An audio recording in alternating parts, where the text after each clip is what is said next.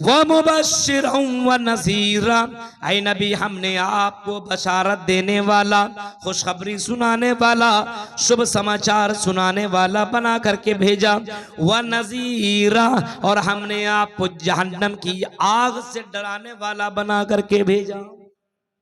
ये अल्लाह के नबी सल्लल्लाहु अलैहि वसल्लम की सिफत बयान की जा रही है कि अल्लाह के नबी की बहुत सारी सिफतें हैं, उनमें से एक सिफत अल्लाह के नबी को गवाही देने वाला बना करके भेजा। अल्लाह के नबी ने गवाही दी अल्लाह के ताल्लुक से, अल्लाह एक है, जन्नत के ताल्लुक से, जहन्नम के ताल्लुक से अल्लाह के नबी ने गवाही दी।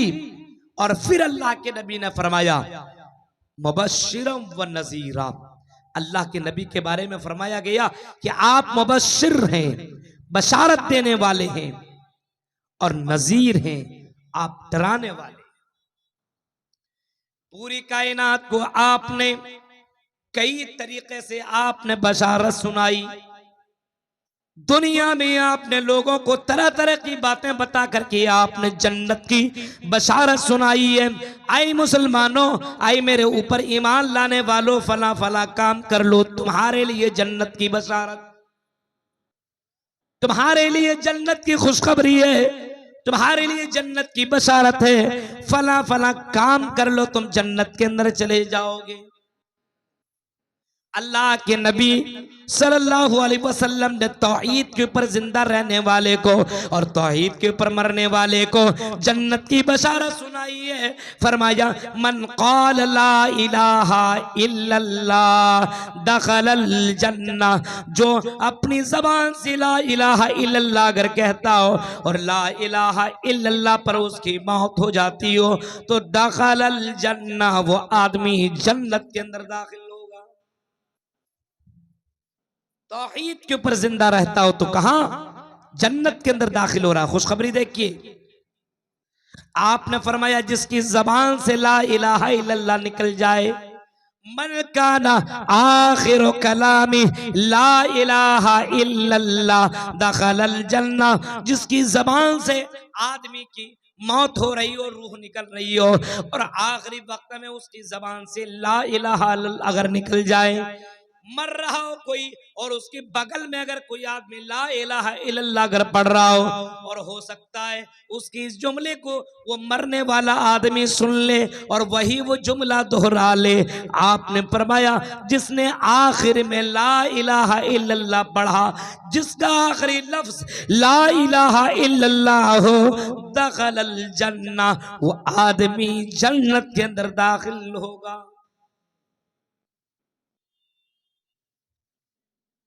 आखिर में ला इलाहा इल्लल्लाह अगर कोई बोल करके मर रहा हो, या आप मत समझिए इतनी आसानी के साथ अरे मौलवी साहब ला इलाहा इल्लल्लाह बोलने में क्या लगेगा, बोल ले, ऐसा नहीं है। उस वक्त आदमी परेशानी की आलम में होता है जब मलकुल मौत इंसान के पास पहुंचता है, जब इंसान कुफ्र की हालत में रहता है, शिर्क की हालत में रहता है, अगर वो गुनहगार होता है तो ला इलाहा इल्लल्लाह वो अपनी जबान से पढ़ नहीं पाता है। हालांकि बगल बगल वाले कितनों भी कोशिश करा लें, अगर उसने अपनी जिंदगी गुनाहों में गुजारी हो तो ऐसा आदमी ला इलाहा इल्लल्लाह पढ़ करके उसकी मृत्यु नहीं होती है, ला इलाहा इल्लल्लाह पढ़ नहीं पाता है। जो आदमी जिंदगी भर अल्लाह के ऊपर ईमान रखता हो, नमाज की पाबंदी करता हो, ला इलाहा इल्लल्लाह का विर्द करते रहता हो, वो आदमी मरते समय भी ला इलाहा इल्लल्लाह पढ़ लेता है। अल्लाह के नबी ने फरमाया अगर ला इलाहा इल्लल्लाह पढ़ करके मरा तो समझ लो कि यह आदमी जन्नत के अंदर दाखिल होगा। ला इलाहा इल्लल्लाह पढ़ने वाले को अल्लाह के नबी ने जन्नत की बशारत सुनाई। सोचिए हम अल्लाह ताला से यही दुआ करेंगे बारिला हमारी मौत जब भी आए कलिमा ला इलाहा इल्लल्लाह की इकरार कर। मेरे भाइयों तसव्वुर करो और सोचो, अल्लाह के नबी सल्लल्लाहु अलैहि वसल्लम बशारत सुना रहे हैं तौहीद वालों को, अल्लाह के नबी कह रहे हैं कि ला इलाहा इल्लल्लाह पढ़ने वालों के लिए जन्नत की बशारत है। ला इलाहा इल्लल्लाह मुहम्मदुर रसूलुल्लाह के इकरार करने वाले पर जन्नत की बशारत है। ला इलाहा इल्लल्लाह आखिर में पढ़ा हो, जन्नत के अंदर वो बंदा जरूर दाखिल होगा।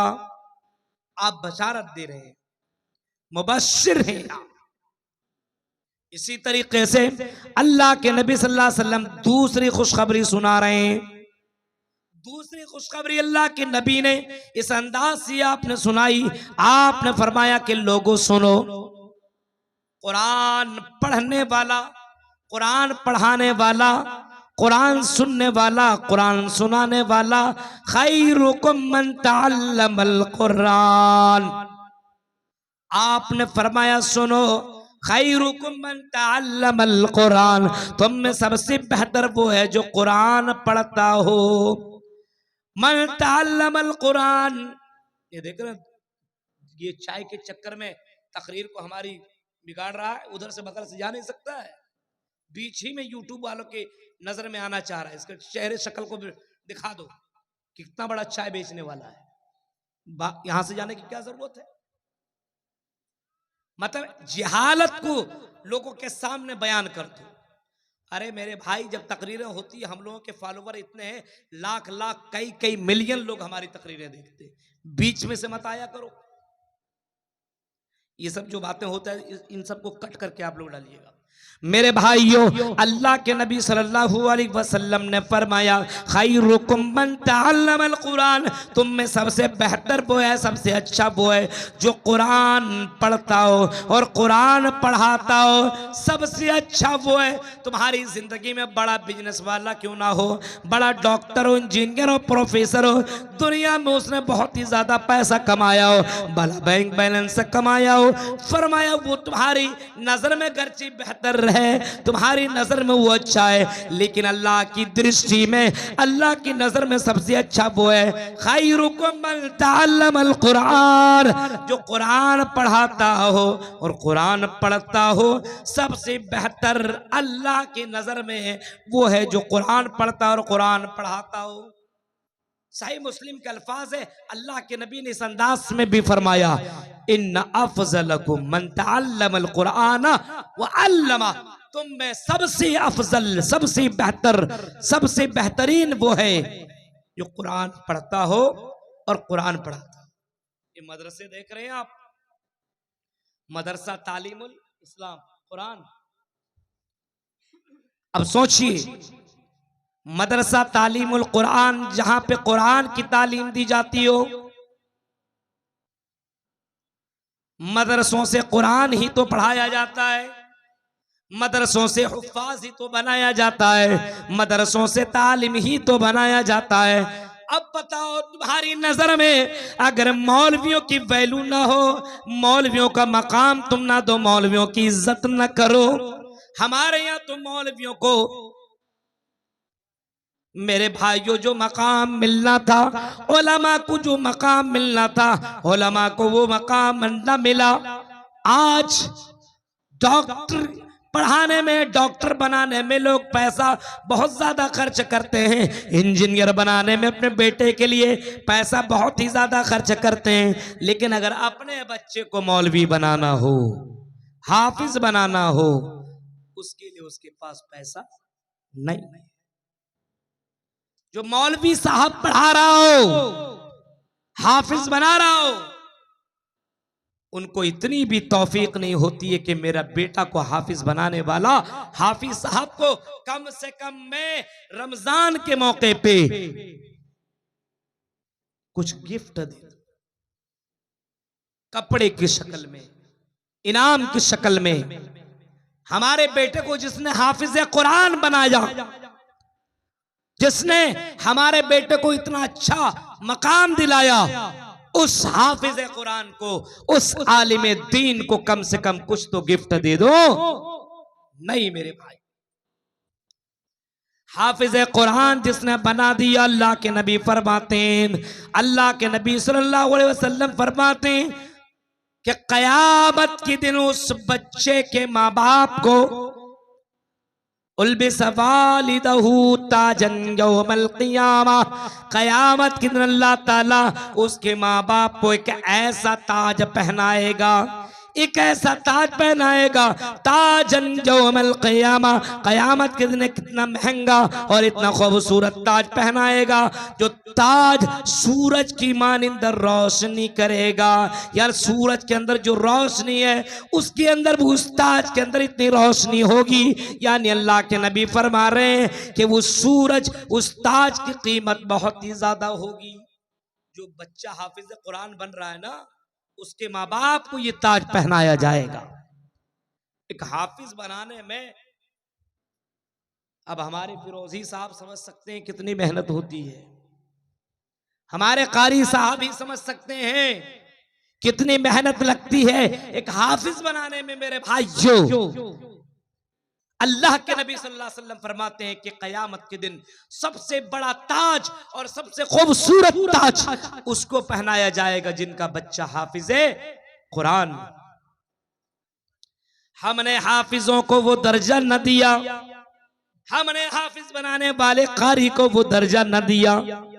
रमजान के महीने में हुफ्फाज के साथ जुल्म हो रहा है। मेरे भाइयों, आपके यहाँ तो हाफिजों से तरावी थोड़ी पढ़वाया जाता है, पढ़वाया जाता है छोटी छोटी मस्जिदों में। अक्सर जगहों की मैं बात बता रहा हूँ, कुछ मस्जिदों की बात नहीं बता रहा हूँ। हाफिजों से पूरा कुरान ही नहीं सुना जाता है। क्यों? मौलवी साहब इतनी लंबी लंबी रकात हम नहीं सुन सकते, हम तो बस शॉर्टकट नमाज पढ़ना चाहते हैं, सूरा तराबी पढ़ना चाहते हैं। अलम तरा कैफ फ़अल रब्बुका बिअस्हाबिल फील से हाफिज साहब शुरू करें और कुल औज़ु बिरब्बिन नास पर खत्म कर दें।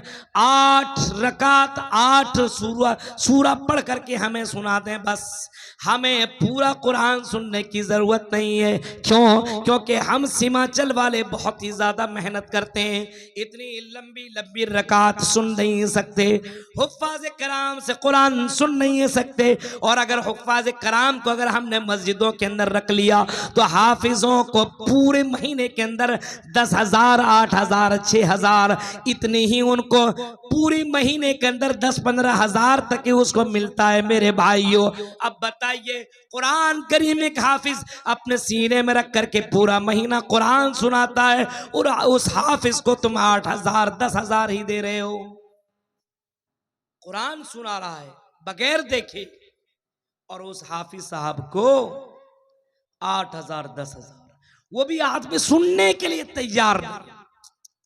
सोचिए मेरे भाइयों, अल्लाह के नबी सल्लल्लाहु अलैहि वसल्लम ने फरमाया कि क़यामत के दिन उसका पल्ला भारी होगा। नेकियों का पल्ला जिसका भारी होगा वो जन्नत के अंदर जाएगा और बुराइयों का पल्ला जिसका भारी होगा वो जहन्नम के अंदर जाएगा। अल्लाह की नबी सल्लल्लाहु अलैहि वसल्लम ने नेकियों का पल्ला बढ़ाने वाला जो अमल आपने बताया है वो आपने बताया, अगर कोई आदमी कुरान पढ़ता है तो एक हर्फ में उसको 10 नेकियां मिलती है। आपने फरमाया अलिफ लाम मीम अगर कोई पढ़ता है तो उसको 30 नेकियां मिलती है। आपने फरमाया अलिफुन हरफुन व लामुन हरफुन व मीमुन हरफुन, ये तीनों के तीनों हर्फ हैं एक एक, और 3 हर्फ अगर किसी ने पढ़ लिया सुन लिया तो 30 नेकियां उसने कमाई। अब पूरे रमजान पर कोई आदमी कुरान सुनता है या कुरान पढ़ता है, कितनी नेकियां कमा रहा है मेरे भाई। आज हमारे यहाँ कुरान सुनने का माहौल नहीं, आज हमारे यहाँ कुरान पढ़ने और पढ़ाने का माहौल नहीं है। हमारे यहाँ हुफ्फाज़ का, उलमा का, मौलवियों का जो मकाम मिलना चाहिए था वो मकाम नहीं है मेरे भाइयों। सोचिए, अल्लाह के नबी बशारत दे रहे हैं, फरमा रहे हैं, खुशखबरी सुना रहे हैं। कुरान हिफ्ज करने वाले को, कुरान याद करने वाले को, कुरान पढ़ने वाले को और कुरान के ऊपर अमल करने वाले को अल्लाह के नबी बशारत दे रहे हैं। फरमाया इक़राउल कुरान, ए लोगों कुरान पढ़ो, फ़इन्नहु याती यौमल क़यामति शफ़ीअल लिअस्हाबी, क्योंकि ये कुरान क़यामत के दिन सिफारिशी बनकर की आएगा। मैदान महशर में जब कोई किसी का काम आने वाला ना होगा, बाप बेटे से, बेटा बाप से, भाई बहन से, बहन भाई से, माँ बेटी से, बेटी माँ से, जब एक दूसरे से भागेंगे, ऐसे मौके पे कोई काम आने वाला ना होगा तो कुरान आएगा और अल्लाह के सामने कहेगा कि अल्लाह इस बंदे को बख्श दे, इसने रात के अंदर कुरान की तिलावत की, अल्लाह इसने कुरान के ऊपर अमल किया, अल्लाह इस बंदे को जहन्नम से बचा ले, अल्लाह इस बंदे को जन्नत के अंदर दाखिल कर दे। इमाम कायनात फरमाते हैं कि कुरान की सिफारिश को अल्लाह रिजेक्ट नहीं करेगा, बल्कि कुरान की सिफारिश को अल्लाह ताला एक्सेप्ट कर लेगा। सोचिए मेरे भाई, कुरान पढ़ने वाले का ये दर्जा है।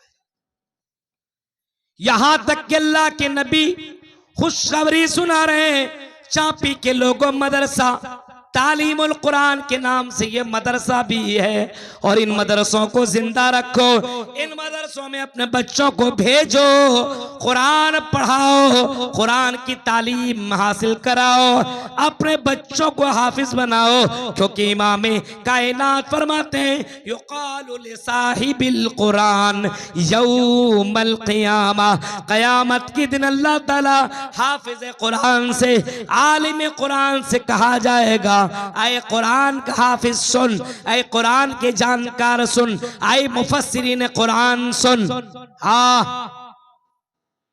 इक़रा वरतक़ि वरतिल कमा कुन्त तुरतिल फिद दुनिया, आए कुरान पढ़ने वाले, कुरान की हाफिज, कुरान की आलिम सुन, ऐलान होगा मैदान महशर में, इक़रा वरतक़ि, पढ़ो और चढ़ता चला जा, पढ़ो और चढ़ो, जन्नत की मंजिलों को, जन्नत की सीढ़ियों को पार करते चले जाओ।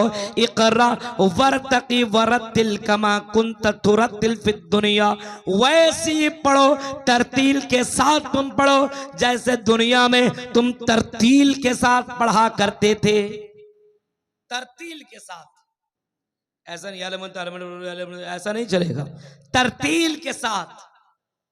आप तरतील के साथ किस तरीके से पढ़ी जाए, हाफिजों से देखिए, जब तिलावत करते हैं शानदार तरीके से, इमाम हरम की तिलावत सुनिए, हर लफ्ज की अदायगी होनी चाहिए, तरतील के साथ पढ़ो। फ़इन्न मंज़िलतिका फ़ी आखिर आयतिन तक़रऊहा, आई हाफिज कुरान, आई आलिम कुरान, आई मुफस्सिर कुरान सुन, तुम्हारी आखिरी मंजिल वहां होगी जहां पे तुम आखिरी आयत पढ़ोगे।